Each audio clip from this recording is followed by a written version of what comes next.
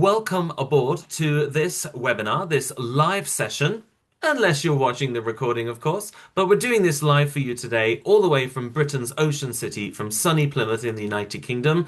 More specifically, from the University of Plymouth, as you can see floating above the lighthouse just here is our name, the University of Plymouth, and I'm Daniel Rowe. I work in the international office here at the University of Plymouth, and I help students who are interested in applying to the university, and indeed those who do apply to the university to get what they need. So what we are hoping that you might need today is very specific information related to some of our programs within the Faculty of Arts, Humanities and Business, but more specifically within the School of Art, Design and Architecture. And with that, we're going to go into very specific programs, overview, a little bit of a deep dive where we can, given the time frame, and then allow you chance to ask and have answered questions about these subjects. And so the three subjects were on the screen just before. So we have experience design, we have game design, and I cannot see the third one. I can't see, I can't read my own writing. There we go. Communication design. Thank you very much. So experience design, communication design, and game design. So we're going to give a little bit of a talk about that, but a couple of important things to do. So I'm actually not the main presenter today. You'll be very happy to hear. We're going to have someone who actually works in the field, who is an expert in the field and indeed teaches on these programs. So that's more sensible. But we're also going to give you some opportunity to ask questions if you have them. So if you do have questions today about these subjects or other things as well, then feel free to use the Q&A button. So use the Q&A, type in your question, and we'll do our best to answer it for you. If it's a question about your specific situation or your application, do that offline via the email addresses. And the chat button is where you will receive information rather than put information. In the chat button, we'll put useful links and email addresses and things like that. So without further ado, let's get started talking about the subject. I'm going to pass the mic to Raphael Arrivabene, who will be able to go on a course overview with you today. So Dr. Raphael will give you all the information, and I better let you get on, Rafa. Thank you. Okay. Thank you very much, Dan. Thank you for this kind introduction. Just to check, can you hear me well? Right, okay. So, as Dan kindly introduced, I'm Rafael Aquabene, and I'm currently program area lead for these three programs. So, we have a suite of programs that I'm going to explain, and they have integrations. So that's why I'm bringing all of them together today. Just a bit about my experience. I'm lecturing games design here in Plymouth, but I'm have bachelor's in industrial design and a very specific area of master's and PhD, which is knowledge engineering and management. And I like to bring this up because in knowledge engineering, usually we study how knowledge can be better harnessed from different subjects and in different contexts. And this is actually something that I try to bring to these programs. As you're going to see, they are multidisciplinary, they are integrated, and we try to leverage the qualities of the programs by using the knowledge studies fields and things that we know that work well. Okay, so, and this image is the only one in this entire presentation that are not from our students. This is actually from my personal work as independent game designer in works that I produced on this field. Okay, please. Next slide. Yeah. So our programs, they stem from the IDAT, the Institute for Digital Art and Technology. So Plymouth has a history with breakthrough experiments and research on this field, mixing new technologies with art sensibilities. So we have been graced by these wonderful professionals and researchers that have been here for a long time and made history here. So our programs have this lineage, I would say, right? So we encompass different areas of expertise in digital design. Our programs are, like I said, a suite of programs. So we have since foundation courses, so even before the bachelor's, to the bachelor's, the master's, and we also have doctoral level programs. So in this sense, we, the staff, are overseeing all the journey from students. So we can see how our pedagogy strategies and our teaching feeds into different moments of their trajectory, and we can also plan for a long-term engagement and a more sustainable knowledge, right? And in this sense, our staff and students have been engaging with different partners in the industry and academia as well, different universities that partner with us in research projects and bids.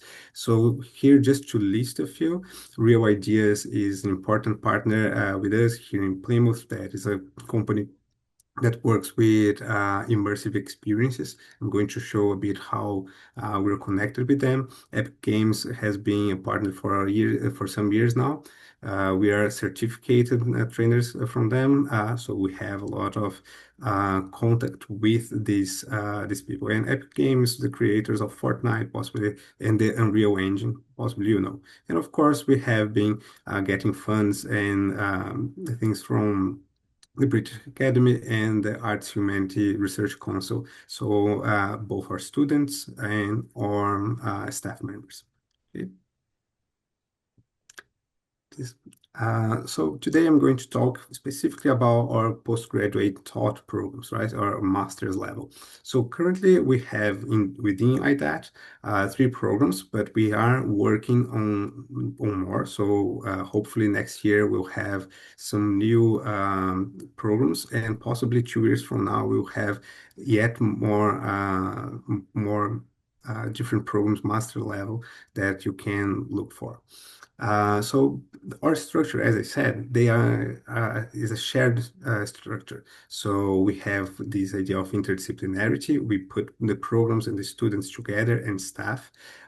We teach basic design principles. So this is common across our programs. So the design principles are the base for each one of the programs, and they are shared. We are understanding that it's important for everybody to be on the same page in this part. At the same time, we have student customization possibilities, as I'm going to explain. Students can select some things or define some pathways, and also which means that although we have shared modules and shared structures, the student journey is individual, right? And this idea of transversal approaches is because we try to bring all these different perspectives to complement whatever specialism the student is looking for. The next slide, please. So I'm going to explain first all these shared strategies, right?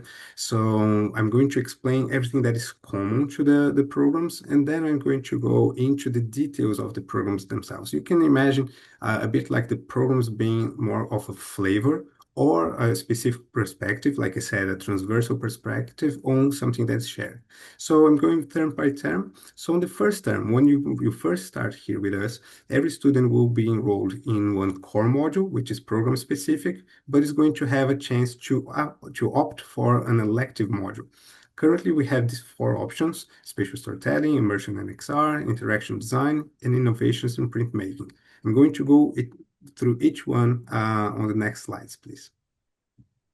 So spatial storytelling is one of the most popular modules we have, precisely because it is one that plays to everybody's strength.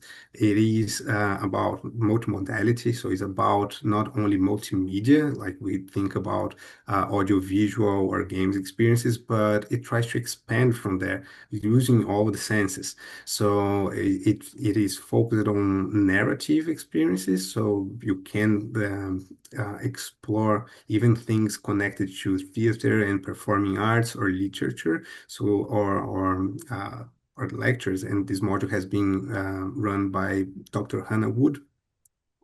They will tell and explain things from these other areas as well. So just focusing on what we have to what we do on these modules. Basically, in this one, students will be required or will be prompted to create their own narrative experiences using different types of devices and spaces, and they will present it as in a gallery. This picture here, for instance, is on Real Ideas on the 360 dome that we have there. Next slide, please. So the other popular module is also Immersion and XR. So it is, as the name say, about immersive experiences, but a bit different from the other one. It is more on the technical aspect. So it is students have been developing things for dome projection. So these immersive type of places or environments, but also for VR headsets and for other types of immersive devices, augmented reality. But this module is focused a bit more on the technical aspects, whilst the other one, the previous one, was more in the interaction and narrative. Okay, next slide, please. Then interaction design is connected with the idea of smart cities or smart gadgets, Internet of Things. So it's more technical in the sense, but the idea is that students will be using Arduino, using different sensors to think about different types of gadgets or different types of experiences that people could be using in the future, or maybe right now, but this is speculative in nature, right? So again, this is very connected to things our students have done in Real Ideas, but also in other moments. For instance, we had a partnership with Watershed, or we were trying to in Bristol. So we have other connections that make use of this type of skills, right? And the idea of the smart city, I'm going to say, is very connected to some of our programs. And then finally, innovations in printmaking brings the more traditional aspect of design, and we think more about the old ways of doing, but again, not staying there and thinking about what the new technologies can bring to old forms of producing artwork. Right. So digital fabrication, we have a digital fabrication lab with 3D printers. We have printing hub suite with traditional printing machines. So students learn each one of the traditional techniques, but then they need to create a set of works bringing something new to them. So, and then this is for our first module. I mean, first term. So again, as I said, for that one, you have those electives, but also a common, a core module, a program-specific one. Okay, and the same goes for the second term. On the second term, you are also going to have another module that is specific to your program, and a common one. And this common one is more of an entrepreneurial challenge. So for this module, we bring partners from the industry. They bring live briefs, that something that they are needing at that moment or that they are interested in exploring. We had different types of partners over the years, but basically the idea is that our students will then join in multidisciplinary teams to tackle those challenges. So it's not just about the game designers doing games and about the illustration or communication designers doing one type of work like a book or something. Usually is a mixture of those. So they would think about strategies where you can explore theory and skills from each area that solves or creates an opportunity for the client. So usually clients participate in some sessions, giving a bit of their perspective on that. And in some cases, we had students that even got to work on these projects afterwards, right? So we have even one student that was hired by the company after the module. Okay. And then finally, it's important to note that our program is 1 year, so we divide it in 3 terms. So we have a summer term as well, right? That's basically starting at this around this time. So the final term is occupied by a 60 credit module, so you just have one. and is the final project and dissertation, right? So for this one, what we expect students to do is to engage with the theory that they had so far, think about a research question that they want to tackle in a practical manner. So we offer two routes, which is the dissertation route or the practical, but both of them need to have a bit of the other. So that's very important for me to explain because even if you choose the practical aspect, you are still going to be required to write about it. It's a different type of demand. The word count is a bit different, and this nature of the dissertation is a bit different. But the idea is that you're going to be developing a project guided by a research question, doing research whilst you produce, and basically your production is a means to find an answer and means to understand that question, right? That's very important because our whole area is founded on this principle that you learn by doing, and that doing is a way of asking. So we need to have that as part. What I mean is that we're not going to be happy with just for as creative it can be, but just an idea of a project that you had, like let's say a dream project that you brought, but you are not questioning it. That's very important for us that you have a question pushing you forward. And if you choose the dissertation route, then is the same thing, but even more academic. And then in this case, what we aim is that the dissertation is a way for you possibly to prepare for an academic job or for a PhD application. So you can really use all the academic skills there. But we also ask that you produce something, maybe then with lower requirements, but just to illustrate or to exemplify your question. So you can see that this principle that you learn by doing and you question by doing is always connected with any of the roots, right? So for that one, we also have an exhibition at the end. So the exhibition happens here in Plymouth. It's a physical exhibition. So the students are also required during the module to plan the exhibition, to understand the shared space they will have, to negotiate spaces, and to think about how they're going to organize the best exhibition possible, right? So in this moment, we try to invite guests again from the industry and from other important or notable people that could be interested in engage with the artwork and also with the students. So all of that are common for all these programs. So what I want to say now is just to explain a bit how each program looks at it or tackles it, right? So experience design is our program that is more connected with the everyday life and apps, gadgets, things that we use. But not only it is not satisfied in just thinking about what we have now. So it's one of our most speculative programs in the sense that it's going to try to think about what is the next everyday life, what can be different from what we do. So it thinks about experiences in this sense, trying to bring all this information about Internet of Things and how these sensors and apps can help us to think about or ways of living, right? So that's the core principle or motivation from experience design. So it's not just about doing UI graphics for apps that exist. It's more about challenging what these apps can be. And basically, core modules are design labs, right? So it means that they are practical in nature, student driven. So students come with their own question, with their own interests, and they will explore the theory by doing a project on their own.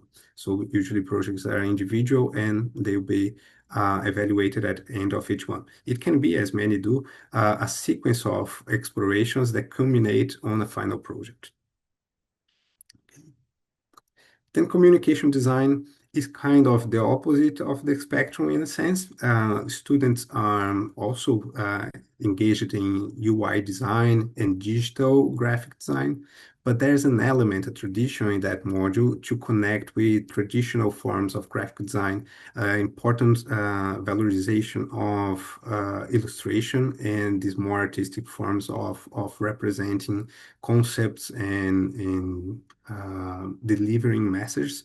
So students are often in this module, in this program, challenged to try to use different types of technologies to produce their messages. So it's very interesting that they work different types of papers, different types of supports, different types of even linearity of narratives. So some works, they are books, but you cannot read them as books because they are spatial.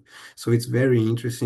Usually students are very ready to work as illustrators or work in published companies because they learn a lot of these important skills. As you can see, possibly at the bottom, we have in the first term communication practice, which is a common module for all students in this group. But then on the second term, students can decide whether they want to choose an illustration pathway or a graphic design pathway. In this case, they can have different modules, which are basically the same. They are still practical, but they will have more theory and support on one of the pathways. So that's what we're looking for. And then finally, game design again is something that we try to bring to bridge the both extremes. So most students, of course, come with the idea of doing digital games. That's what they have been playing. That's what the industry seems to be more interested on. But the theory and the activities we bring can also allow them to create board games, card games, and even other types of games that maybe they are not thinking of. And this is important because in an oversaturated market, this allows them to have more options and to see how to transfer these skills to other areas. So we have a skill set within the staff that can help that. And their modules are playful making, which is basically game jams where they work collaboratively to produce many games. So usually they produce 3 or 4 games in one semester. And then game studies is more about really thinking about the industry and seeing the next move for that. So understanding the industry and the cultural implications of what we do. So it's a bit more of a theoretical module, but it's to prepare them for this very volatile marketplace. And I'm getting to the end of the slides here. I tried to be as concise as I could. But just to comment, just some student cases that I'm proud of and I know a bit better. So we have Muhammad was one of our game design students. He came from Iran. He had some very interesting ideas and wanted to be a game designer and had worked a bit with some of these some projects. And I could see the potential during the his time here with us. And he was really into the narratives of the games and knew how to do everything. And I think I cannot go in all detail for all of them, so I'm going to be a bit quicker with that. But Mohammed now is working at Playground Games, which is a Microsoft studio, and they're working in the remake of Fable, which is a very, very important game. So they are doing this remake and has been in many news around games. And he's working as narrative designer. So it's very interesting. It's his first job in the industry, but is already on an important franchise. So Amy is from communication design, and she has worked mostly with Illustrator. She has a good and important, successful work as in the social media, right? So she has been working, creating cartoons. But now the interesting part, and I think again, I'm going to be quick on them. She has landed a job after this success, has landed a job on Illumination Studios doing gag writing. So she's going to write about or to create the comedy sketch for possible movies or other productions at Illumination. So this is a bit of the example of this type of transferable skills. Of course, this is something that she has in her, but the entrepreneurship was something that we helped hopefully to develop through the modules. So Fatin is more on the experience design aspect. She works now as experience design at Bupa, which is private health company. So you can see that she could secure a job on that career path. And Patterson is on another spectrum that worked with his own, created his own company and is working as autonomous now, creating his own games and providing game services for other companies. Okay, I didn't want to go beyond 1 and 26. Thank you so very much, Dr. Raphael. I think it is very difficult to try and go broad overview and dive deep, but all in a short time. That's really not an easy skill. So I think you've achieved that very well. And I was very interested myself just to learn some of those things. I know of some of your recent graduates and students, but I particularly know about Amy because I have purchased some of her brilliantly amusing cartoons and other artworks. And so we're big fans of hers in the international office. And it's great to know she's gone on to even greater things. But all your students are doing great stuff. I will open the floor. And by the way, attendees, if you have questions about these programs or more broadly about the university, you're welcome to put them in the Q&A. We'll do our best to answer them in the 5-ish minutes that we have.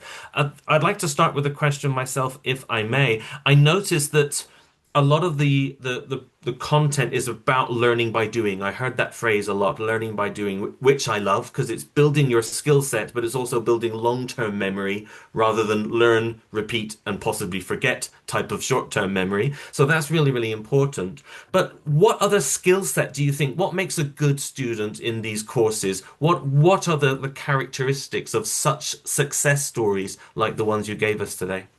Yeah, well, I guess it's being inquisitive, asking or the staff members about things that they do, their own experiences, showing your work all the time. So that's what really stands out is a student that is here, is showing the work every week and asking, participating.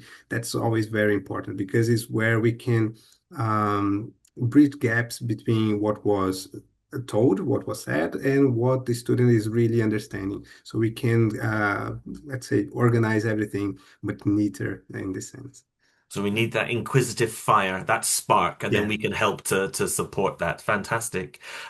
A question we often get asked when we are on the road traveling and meeting prospective students is related to the application process, especially related to portfolio. So is there any particular advice or guidance or a little bit of overview information that we might say is suitable to all these three programs, or might there be different types of portfolio? Yeah. If you could just talk a little bit about that, please. Yeah, I guess the portfolio is important. Let me be very clear because we expect students to have some skills that they can use. So we want to leverage the skills the student have. So a portfolio will help us fathom how much student has or if they have a particular style. So that's the importance. That's why we keep asking that. But the portfolio itself needs to be more an explanation of your experiences and your work. So we don't want to see just the final product. We want to see the process behind that final product, how you achieve that. So, and that's why even a PDF can be good even in games, because you can put a bit of the narrative about how you achieved that, how you thought about the problems you face and how you overcome them. So portfolio can be something like that. It's not just about the final beautiful pictures of your final product, but more about the process. In many cases, I can say sometimes the final products weren't that great, but you could see all the beauty of the thinking process behind. And then that's something that we can work on, and we'll be happy to bring a student that has potential that we can work. Thank you. That's fantastic. That's very helpful. That's hopefully helpful to the attendees, but it's also very helpful to me. So I really enjoyed hearing those answers. Thank you. I've got one more that's often an asked question. Um, you can see the content of the programs on the webpage, and you can see that there's a really quite a broad range of types of project that a student could end up doing, and it can be very much student-led, it seems. But something that students often ask is they will say, but what will I actually be doing? What kind of room will I be sitting in, and what will I be doing with my time? How does it actually look on a daily basis, if there is a typical day in a student of these programs? Well, most of our sessions for all these programs, they are in either studios where they can bring their material. Let's imagine if you're talking about graphics design and illustration students, they can bring their materials or use the materials we have. They can work on the classroom and they will have space for that to stick things on the walls. And so if they are more on the digital side, we have many of our sessions are in computer labs, so they will have access to the software they need.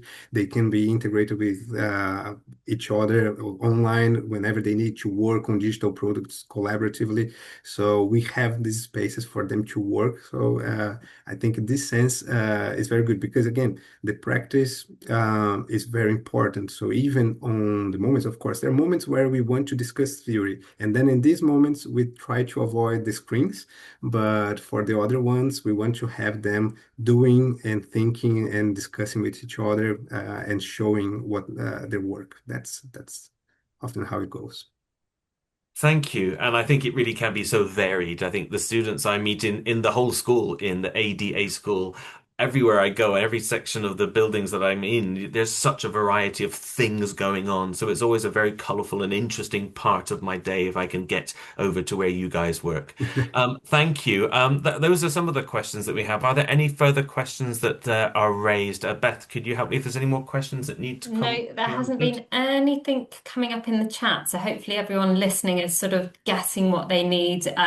We have added our email address in the chat, and we will be circulating the recording and the slides after this as well. So either through our agent newsletter or by email to applicants and inquirers. So yeah, the contact details will be on there. So do let us know if there's something you wanted to ask but didn't feel that you wanted to put it in the forum while we're live today. But yeah, I don't think there's anything more on the so unless Daniel, you had anything more, or Kieran, feel free to ask one last question. Otherwise, we'll wrap up. I'm just willing to add a little question and answer that I'll ask it and answer it myself. In case students have queries about how to make an application and they're not sure if you haven't already applied, then reach out to us. You've got our contact details and we can advise you on how to do that and what is involved with that, related especially, of course, to that portfolio question that we mentioned earlier. If you have already applied and you have your offer and you're not sure what to do next, then, well, actually, your offer letter should tell you that. But if you're still not sure, then again, reach out to us. The best thing we love is when someone reaches out to us and asks us a question, then we can help. If we don't know, we can't help. So if you're not sure where your application journey needs to go from here, then do reach out. We will be only too pleased to help you answer that, get on to the next stage, and come and join us in beautiful Britain's Ocean City in September. So I hope this has been helpful. If there are no further questions, oh, I can just see Just the something's just screen. popped up. So that's Okay, it's not related to this thing. So that's about computer science. So sure. yeah, Okay, if so you if okay, sorry, you sorry, answered. if you've applied to a program, any program at all, just reach out with an email and give us your student number in the email rather than the chat or the Q&A. Then we've got you. We can make sure we can get your specific application query turned around, whether it's about this program or indeed any program.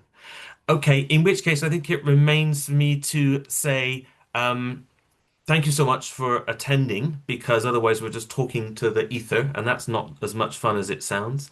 Of course, thank you to Dr. Raphael, thank you to Bethany, thank you to Kieran, thank you to Anushka, thank you to Toon. But of course, reiterating, thank you for the attendees, whether you're watching live or a recording. It's a pleasure talking to you, at you, with you, and we'll look forward to meeting you in person in September very soon. Thanks again, everybody.